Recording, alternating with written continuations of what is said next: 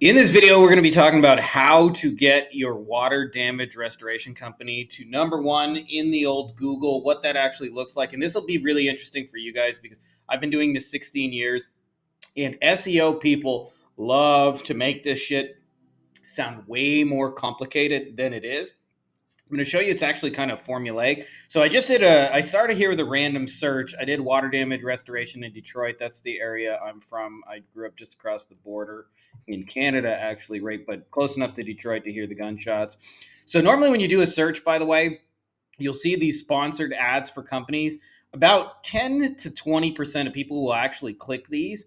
And statistically, about 60-70% of people will go to these, and then another 10 to 20% click the stuff that follows. But this is the spot you actually want to be, is we call this the Google Map 3-pack, because this is what actually gets the most clicks, especially on mobile. Having said that, like, you can build an entire business just on pay-per-click. That's a discussion for another day. For right now, just so you guys know, I'm going to be talking about how do you get your website here.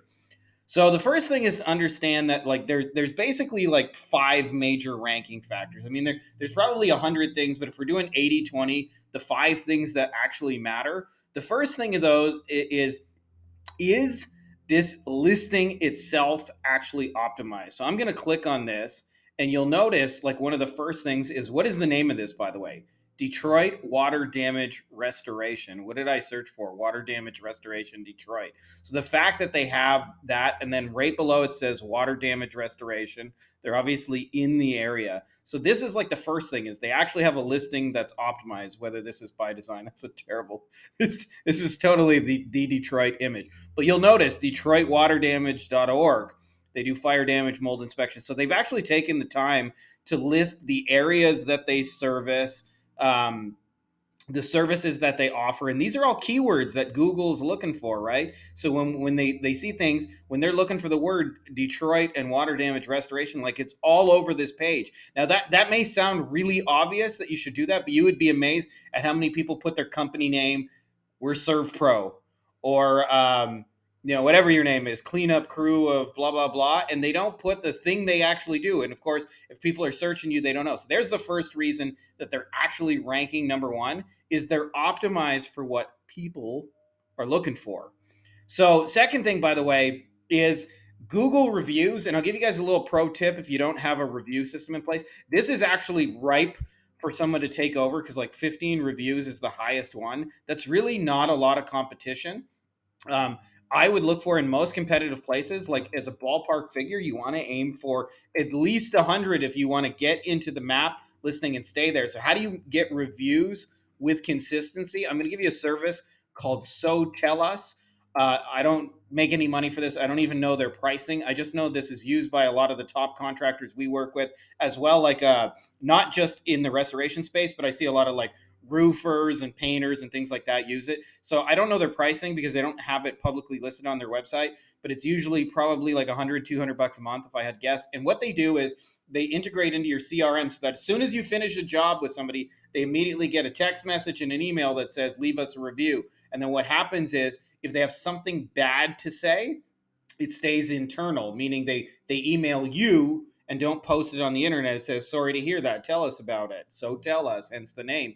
And if they liked it and they said, hey, we had a great experience, they say, please leave a Google review, or please leave a Yelp review, or please leave an Angie's List review, and those kind of things, right? So that only the positive things people have to say about you go live. But the key with it is they have a follow-up system in place so that reviews happen automatically, meaning you finish the job, you just enter the person into your CRM, it'll automatically start following up and creating reviews. But as a general rule, you want to go for 100. So this one in Detroit is like I don't know why, but the highest one has 15, 5 to 15. This is probably way lower than normal. But if you aim to have more than that, you can easily be number one, especially you got an optimized listing and some reviews. You can probably crush these people. I guess I forgot a third thing I'm just going to put on here. So the third is actually your location. We're going to come back to this in a second, but I'm going to pick one of these companies. I'm going to pick the Detroit Water Damage Restoration. And we are going to go to Detroit Water Damage Restoration. We're going to click this company. We're going to create what's called a heat map so you can actually see this. I'm going to separate the points a mile apart, and you'll see that, like, the actual search results varies based on like how close you are to the location. So let's uh let's just put in the keyword here, water damage. I have to actually my little this is a fun little fact, but my little girl peed on my keyboard. This is the joys of parenting, and so I cannot easily type um, the letter M. So I have to copy and paste it. So as soon as I hit that damage, fun little fact. There you go. Those of you guys who are parents will understand. So we're gonna click on Start Heat Map. This will take a minute. We'll run in the background. We'll come back to it in just a minute. You guys can see this analysis. So the actual physical location changes the search results. Meaning, if you look at a map and you search a mile over, or 2 miles over, or 5 miles over, you'll actually see different search results than other people will see, just based on the physical location that you do it in. So we'll come back to that in a second because I've got that running. Another big factor is actually the links that a website has. So I'm just going to click on this website and show you. So here's two websites. Here's one that is ranking, and here's one that's a little bit lower. And hopefully this will make the point. It's not always like a straight linear process. What I'm doing is copying and pasting these into some backlink tools. So we've got this one right here. These are the guys that are ranking number one that we just pointed out the other day. These are the guys, they're ranking, but lower down towards the bottom of the page. And I just clicked to do an analysis on the one. So the number one that's one, and again, like if you're doing this in Detroit, by the way, call me because I can get you probably number one in 30, 60 days.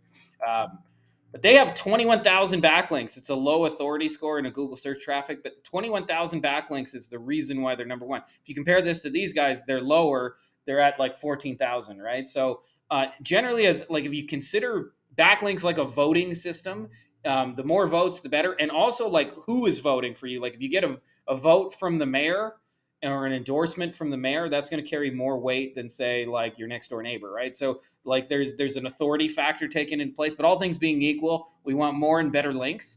And the easiest way, by the way, to create links, we'll come back to that in just a second because I think this heat map is done.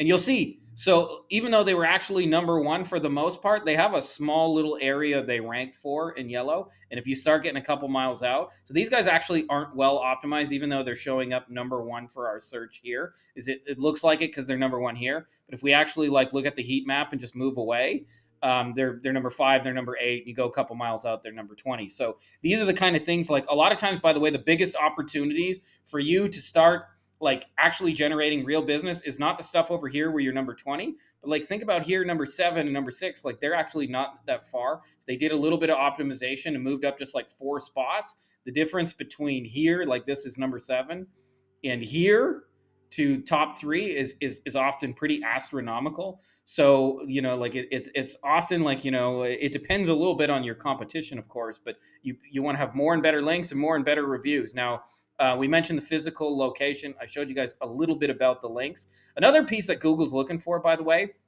is content. They want to see that you're actively putting out stuff. And this goes both on your website, which can be like a blog, and your social media when you're actually putting out stuff, as well like actually your Google My Business listing. So if we click on the listing, like our new images going up, is this place active? Our new comments, are discussions going up? So you can see like this is a ServPro franchise, but they're taking it seriously. Like there's a reason why they're in the top 3 map pack, because they're putting pictures of their jobs and their trucks going out there. Like they're taking it seriously. And if you look at the dates on these, they're doing this over time. Like this is not just a one and done. So I guess it doesn't show the time, but I promise you this is done staggered, meaning like they didn't upload 20 images one day and forget about it. Like once a week or twice a week, somebody's continuously uploading images. You need to have some way of actively putting out content, both on your business listing and your website. Google needs to see that you're an active business, like engaging with the community. All right. Last thing I wanted to show you is something called the NAP, and it stands for name, address, phone number. So this is a nerdy SEO term, but Google basically wants to know that you really are who you say you are and you exist where you say you exist. So let's actually let's click the ServPro one because they're more likely to have a physical location. 55 years in business. They got a ServPro franchise. So you notice right here, it has their address.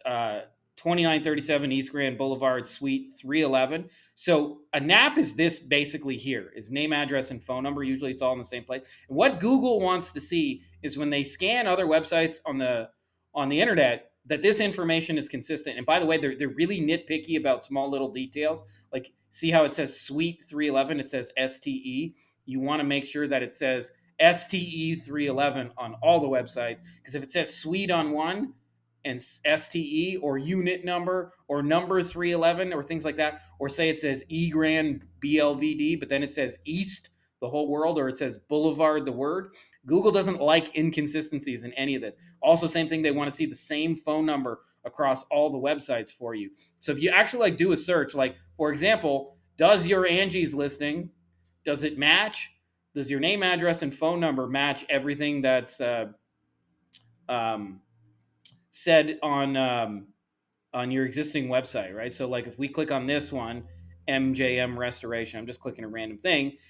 If they're ranking, chances are this information is consistent with what's being said about them in Google. So we're right here. So they got the address right here. This should be the same thing it says on their Google My Business listing. And again, little details like the difference between RD and road. And it should have the same phone number, which is difficult because I know sometimes you guys want to use tracking phone number and measure all your stuff, but you'll ultimately hurt your Google rankings if you got different tracking phone numbers on Angie's List and all these different websites. So like we'll show the phone number. This is what they want to see is the same stuff across websites. There's usually about 200 or so different NAP phone numbers, and you got to get those consistent. But it's really just for you guys to get your restoration business and get 100 plus category 3 kind of flood job phone calls a month.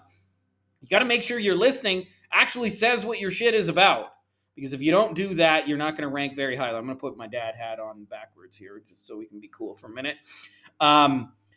You got to make sure that the people are reviewing you and saying your stuff is good. And this has a twofold effect. Not only does it help you rank higher, but if you got real reviews like this one right here, they got 15, like people are actually probably calling them and saying, hey, we read your reviews, and it helps convert people to actual phone calls. So you definitely, like if you're going to invest money, even before you do SEO, like make sure you have some kind of review process in place. Your physical location, you can sometimes rank 15, 20 miles from where the search is taking place. But if you get farther than that, it gets harder and harder to rank.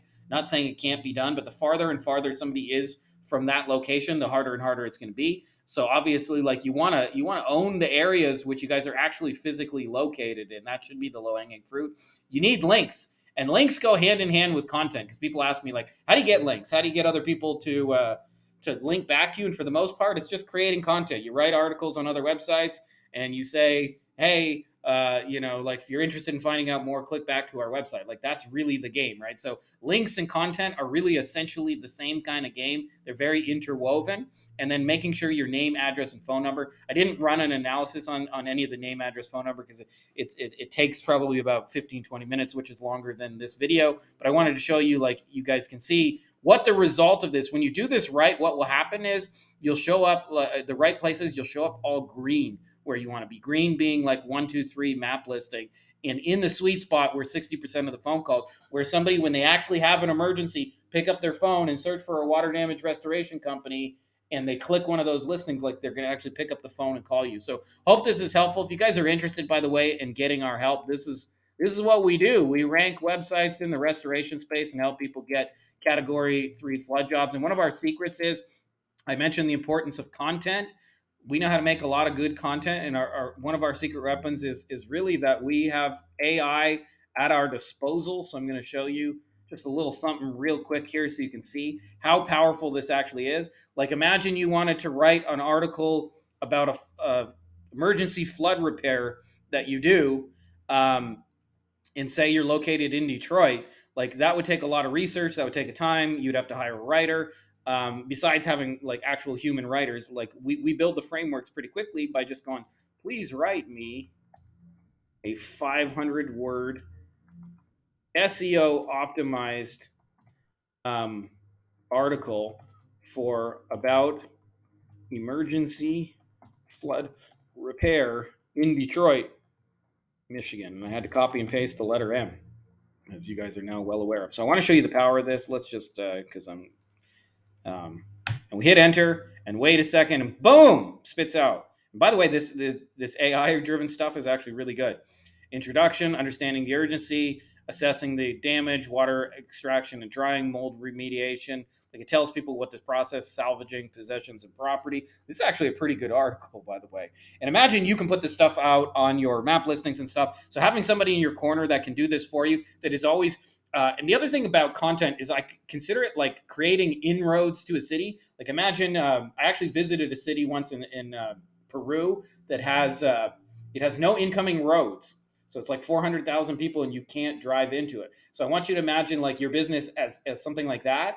And building content is like building roads. It's like building hundreds and hundreds of little roads that create ways for people to find you. So if somebody's searching emergency flood repair in Detroit, now we got an article we can actually put in front of them. So if you guys are interested in potentially getting our help for that, first thing is go to our website, getfloodjobs.com, and we'll run a free analysis for you. You can just click on get a free plan, and we'll tell you whether or not we can actually help you.